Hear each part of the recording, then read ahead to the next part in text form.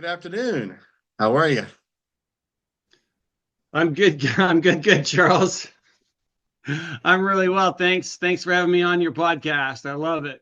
Yeah, thanks for calling. I know we had a little bit of difficulty there. I'm glad we got it worked out, and I can see you. It's great.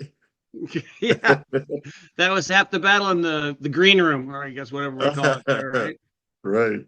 So let's get started. Now, tell our audience who you are and what you do. Well, yeah, from listening to your podcast, I thought, well, I probably have a lot to offer business owners, small business owners. But I also am a small business owner, or maybe I don't want to say that. I'm a business owner that's going to be huge. But Nice. um, but so I thought I'd kind of start how I got started and in business and stuff like that. So when I was 5, and you're like, oh my God, no, don't go that far back. But Back in the day. when I was 5, my Nana came from London and moved in with us and lived with us in the States. And she was just my best friend. My mom took me by the hand and like into her bedroom, sat me down on the bed and was like, I need you to take care of Nana. At Yeah. 5 years old, I'm like, okay, I can take care of Nana. Sounds great. Well, she was my babysitter, right? You kind of find that out later in life. But my best friend, we went for long walks, and she was very concerned with the fact that we didn't know how to think. You Yanks, she would say, you Yanks don't know how to think. You don't know how to ask yourself questions. And I remember at a very young age going for walks all day long. We lived in a little farming community, 800 people. I'm still right here in Northern California now, but still in the same farming community, just a small little farming town. And we went for these long walks and talked, and she was a nurse on a hospital ship, traveled the world 9 times, spoke 5 languages, just had a penchant for training nurses. She was like a charge nurse, a head nurse on a hospital ship. She trained other nurses, and she's had a real penchant for cultures and understanding them and enjoying them and learning their language and knowing where to eat. So, Yeah. and she was cool. When I was 10, my dad passed away, Oh and man, about sorry to three hear weeks that. after my 10th birthday. Thank you. And it was, you look back now and you say, okay, well, I can see some benefit from it. But at the time, of course, it's hard. That same summer of my 10th birthday, Nana started showing signs of dementia. Mm. And within 6 months, she was decimated by dementia. This lady who could tell stories and just mesmerize you, and just had this breadth of knowledge, and just brilliant too, and a brilliant teacher, was gone. And I took care of her for another year and a half until she passed away. But I was about 10 years old then. And so I didn't know at the time, but I've taken care of people with dementia. I've owned memory care facilities for people for the last 25 years. Right? Wow. And so one thing does lead to another after a while. But I was very concerned with, people, and people always talking to me, especially, and really about 80%, 85% of the time, I don't know what the real number is, but my number is about 85% of the time, it's a daughter of a mother with dementia. If you're Mm. helping someone, it's normally a daughter of a mother with dementia, because those ladies, they outlast us. Charles, they live a lot longer. And so I was helping them, and they were very concerned about, I don't want this to happen to me as well. My mom's going through it. There's not a lot we can do about it now, but what can I do to sort it out? So that's where I started helping people. And then when I retired, I worked at the same time, I worked in the emergency department. I treated patients for 22 years in the emergency department. And when I finished there and retired, I was already a writer, and I wanted to write. I thought, I want to write books, because I wanted to write books. And I did. And Julie bought one. One. I mean, I'm telling you, it was a One. big day. It was a big day. So then I found out about writing books and that whole thing. And then finally, you write a book, somebody reads, and then someone says, well, you come take it to talk about it, right? And then if you go talk about it, then the CEO gets you on the side and says, hey, we have this fund for executives, and can you do training or whatever? And I'm like, okay. So, one thing leads to another, and pretty soon you're running a whole different operation than you ever thought you were going to do when you were treating patients, setting arms and stuff in the hospital, in the emergency department. So, pardon me. So that's how I got started. And my story of how we help, neuroplasticity solutions. We are cognitive longevity. We help mostly entrepreneurs and executives over 51 extend their cognitive longevity. And that's all we do. We do one thing. We do it really, really well, but we only do one thing. And that's neuroplasticity solutions for cognitive longevity. That's all Yeah. we do all day. Wow. Yeah. Amazing. It's a good field to be in, and there's a lot of study and there's still a lot to learn, Oh, pardon me. Mhm. I went, we're just like, we walked to Mavericks Beach. I mean, it's like, about this time of year is when you get the 40-foot waves and these big crashers come in, and it's just it's the most beautiful thing. And I was out, Julie and I went out to the water because we live here this way. That's why you live on the ocean, is to go walk on the beach. That's why you do that. Just to And enjoy so it. Yeah, absolutely. that's right. And so we were doing that today, and I I kind of got some water in me. So sorry about my cough there. No worries. I'm and I forgot. Did you ask another question, or did I just keep babbling on? Oh, no, that's okay. Yeah, it's good too. Why you decided to be a business owner and why did you choose the industry? So you kind of put them two together, but if you could just elaborate a little bit on, why you chose this, and why did you decide to be a business owner and does the industry choose you or because it seems like at an early age, at 10, taking care of people, it seems like it chose you. It did in a lot of respects. I have always really enjoyed caring for people, and I've done a lot of it. And so Yeah. definitely about with emergency medicine and the ambulance, and I became an EMT my freshman year in college. Yeah. So Wow. yeah, but of course my freshman year in college was only a few years ago. It wasn't, In our eyes, or right? something like that. It could have been in the 80s also. What do I know of these things? We No know. good. I love it. But yep, you're right, Charles. You're 100% right. I love helping people. I love fixing them. I love, especially when they're just in despair and they're at the worst point in their life and they're stressed out of their mind. And I'm like, listen, so breathe with me, and I can do a neurophysiology um, implement something like that and get a physiological change in the person of being more calm or being able to get a better perspective. And we work with that with executives a lot. They make a lot of decisions, and perspective when you're making a decision is valuable. And so what's my Yeah. customer thinking? What's the end user thinking? What are the guys in the warehouse thinking? What do they see? And Right. so we do a lot of that. But the good news is even though I have a great background for it, but the good news is I don't really have to do anything for it. There's, as you were alluding to it, there's a lot to learn. So there's about 300 research published every year. So about one a day, Monday through Friday, more than that, one a day plus 50 of new neuroscientific just breakthroughs, amazing stuff. Amazing stuff. I mean, one that's not even very old is we had a 71-year-old male, and they lifted off the back of his skull and had access to his brain and touched it with an electrode, and he lived. He didn't remember his third birthday. He relived it. The smell of the candles, the smoke from the candles, the taste of the cake, the perfume his mother was wearing. The sun was coming in, it was hot on his cheek. His little girlfriend was there. I mean, he remembered vivid details. You don't forget, Charles. We don't forget. Now our recall kind of sucks sometimes, but we don't forget anything, And so there's just some crazy fun breakthroughs happening all the time. It's just fascinating. I love it. That is amazing to know that someone in their 70s were able to the smells and the touch, the feeling the sun and just the Mm-hmm. candles, and it's amazing, Yep. And All that's your inputs, all five senses. yeah, that's amazing because I've got some memories of when I was a child, but not a lot like that. I can go back to some days and I know what the weather was like, the sun, and you could Yeah. feel things, but that was amazing.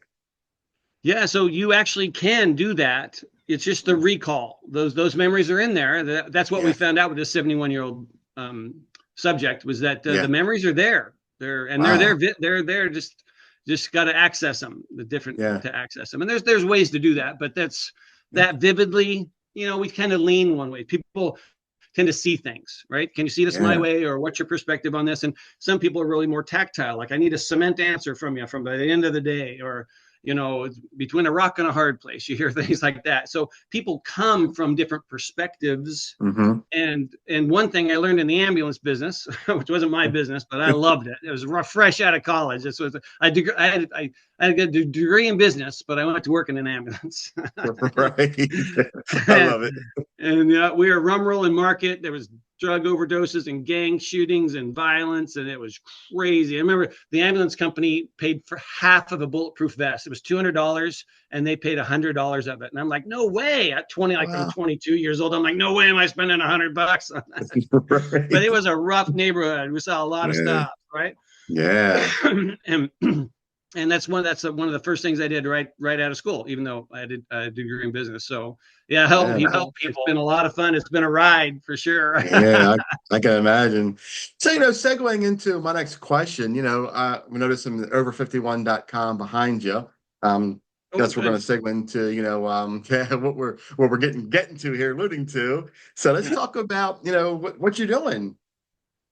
Well, I'm an author, right? Like I said, I write books, and I've not only have my books gotten better, but my ability to have people know about my books has gotten better. So we're getting the word out about neuroplastic solutions for cognitive longevity. So Yeah. that's what we're doing. That's what we always do. But then folks always ask us to talk, so we do a lot of keynote speaking, and then we do mostly C-suite type executive coaching and things like that. And Julie said the other day, she's like, you should put a package together. So instead of just going and doing a keynote, you meet with the CEO first, and you see if he wants to do some one-on-one coaching, and then you can save a trip. I'm like, don't you love her? I'm like, oh, you're brilliant. Let's do that. So, Yeah. but a That's lot a of that, yeah. that just kind of came from writing books. But that's what Yeah. we do. And then of course we have over51.com is the website where everything you learn in the book, or everything I teach a CEO, or there's probably a solution. If there's not a solution for something that you're having an issue with, we can write it. I mean, we can write a solution around it. So that's not a problem. But mostly everything, especially things that develop with, there's two things people want help with generally. It's not that, but CEOs want to be profitable, because we're talking about executives, Yeah.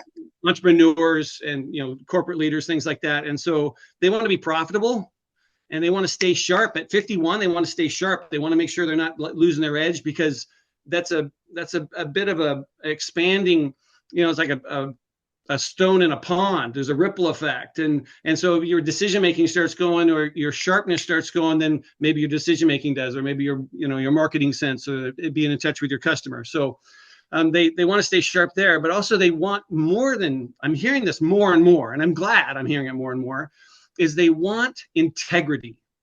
They want integrity between their relationships, their health is important to them at 51, and their work. They want to work, but they don't want to sacrifice their relationships and health for it anymore. And they want integrity in that relationships, health, work balance. They want integrity in that.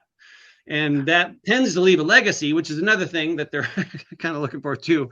So we just touch on, we talk a lot about legacy, but all of that, like if I was to do that plan for you, that's about $1,500 an hour, but it's all online. You can do it yourself if you want it. It's at over51.com. Courses, checklists, sheets, how-tos, video tutorials. We can break it down right now. Actually, as those words come out of my mouth, we're actually revamping it because of the new book. But by the time you hear this,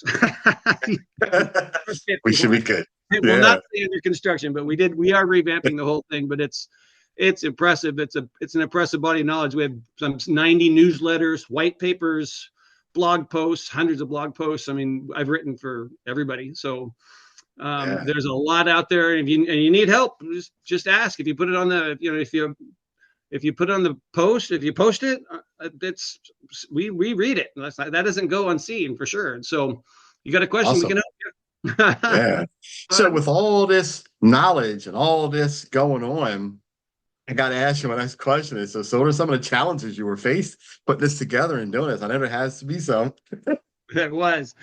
When I was 10, like I say, my dad passed away. Well, he owned Morris Fence Company. So I was raised in the household of entrepreneurs and farmers or entrepreneurs. We just a little farm town. And I had a paper route early, like 6, 7, 8 years old. I had a little paper route. So the entrepreneurial side of it is we have the hospital kind of, you work at a hospital for 22 years. You're probably, if you weren't stupid, I raised 4 kids. I put them all through private school. So I spent a lot of money, but there was a little bit left for retirement. And then we own care homes and we've sold them. We're just down to one now. And so I really could do, for the first time in my life, I could do whatever I wanted to do. Amen. And Nice. being able to do that, I said, okay, well, it falls into the realm of helping people. What can I do first? And even with all that, I didn't feel like I was adequate. Like, I mean, for Pete's sake, if there's anybody who can teach you how to just use your habits or neuroplasticity or how you think in order to change how you feel, I mean, I've got all the experience in the world since I was like taking care of people with dementia. I was 10 years old, right? So, but still, I struggled with it. I just thought, oh gosh, this isn't me. Or how can I ever say? Or how can I help a CEO who makes $10 million? I don't make $10 million, and it's just a hurdle to overcome. And I just decided I don't know how to do it, but you know what? I figure if I do it, I'll figure it out, because as soon as somebody gives you money, they want some results, right? And so that's the thing, right? That's the thing, right? As entrepreneurs, we make it happen. That's just what we do. We figure it we out. do. We dive in and we just make it happen. Yep. Yeah. One of there's a publicist she's amazing. She's amazing. Angel Tucci. And Angel Tucci says, I was talking to her about a lead magnet. And this lady's brilliant. Like, she's Good Morning America 6 times a year. I mean, she's had a morning show of her own. She's just media savvy, super savvy lady. And I said, well, I don't have the lead magnet yet. And she's like, oh, get it on Facebook, right? Go do the lead magnet. You'll stay up all night and do it. But just go and do and see if anybody wants the thing first, right? And we get caught up in, is it perfect? And is this, and who want, and what would I do? And it's not you. It's not you. It's a common misconception. We always think about ourselves because our brains are wired to be autonomic, to take care of yourself. I mean, Charles, you slept all night and your heart didn't stop once. Yeah. You didn't think about that. Not your that we know brain's wired to take care of you. Yeah. So we're selfish that way. Yeah. And we're worried about what people think. And when we do things like, well, I don't know if I can do it. Well, you'll never know if you don't do it. you don't know what you don't know, right? Yeah. Yeah. Love it. Yeah. So go do, figure out later. Go do, figure out later. Yeah. I have not fixed a lot of my problems. I just went and did and figured sometimes not so great. But it happens. Yeah. Exactly. Yeah. Yeah. But I work about 20 hours a week and I live on the beach. So something's working. What more can you ask for?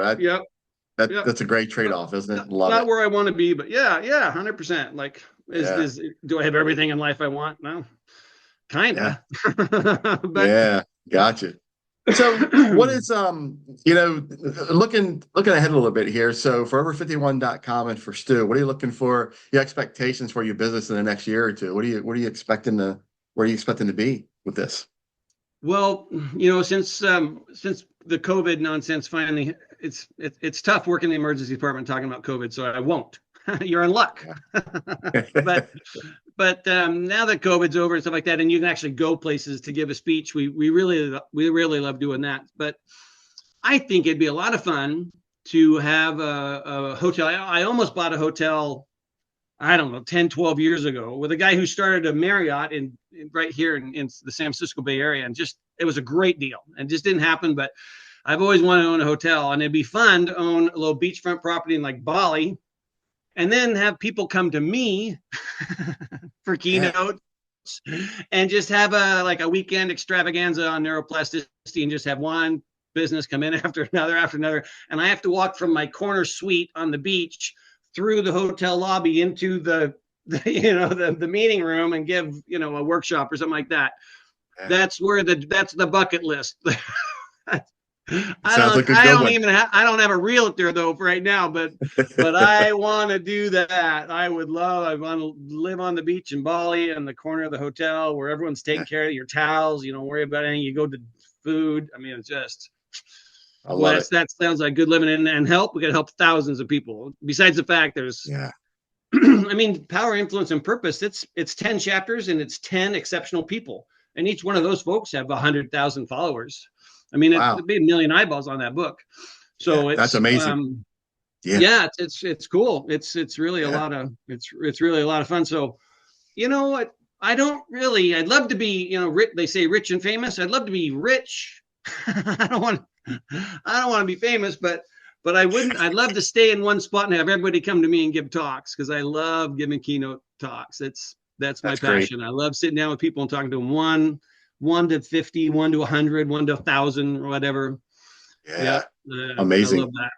That's big amazing. fun. Well, I can't wait to learn more from you, and I can't wait for over51.com to be live so we can check it out and see what's going on. So the last question here, live again. Live again. We're just updating it, so I'm making it smooth. Gotcha. Yeah. So how else can we reach out to you? How can we contact you?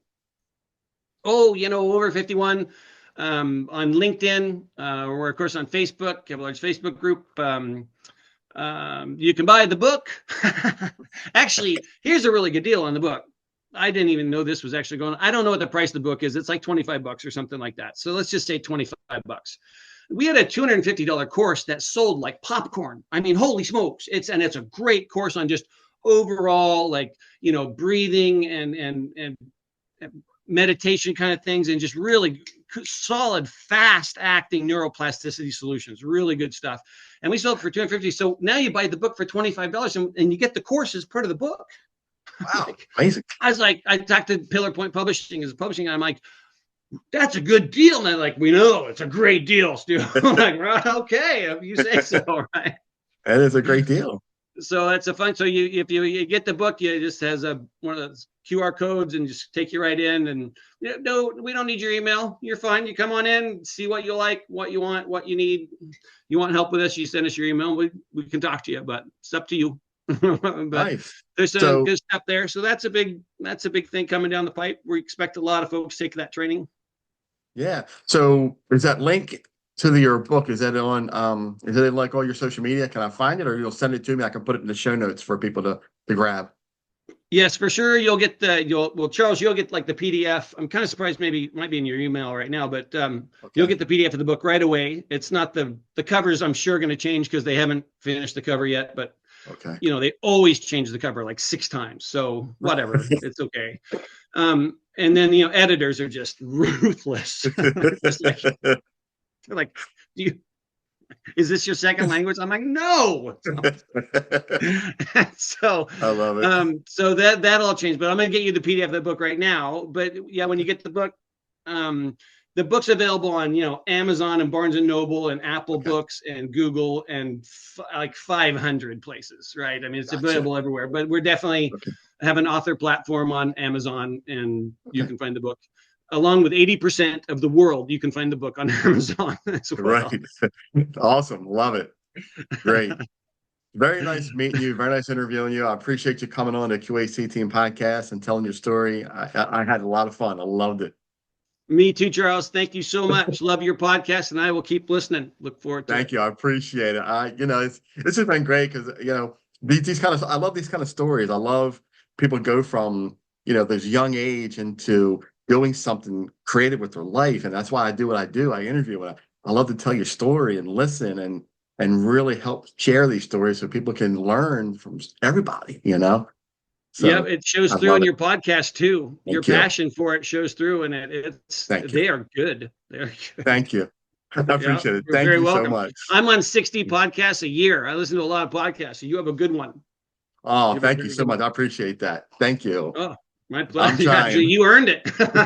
Thank you so much. Appreciate you. My pleasure. You take care. Enjoy the rest of your afternoon, man. Thanks so much. We'll talk soon, buddy. Look forward to it. Yes, sir. Thank you. You've been listening to the Q.A.C. Team podcast with your host, host, Charles Luttrell. Connect with us on the web at QACteam.com, TikTok at QAC Team, Facebook and Instagram at QAC.team. Thanks for your support.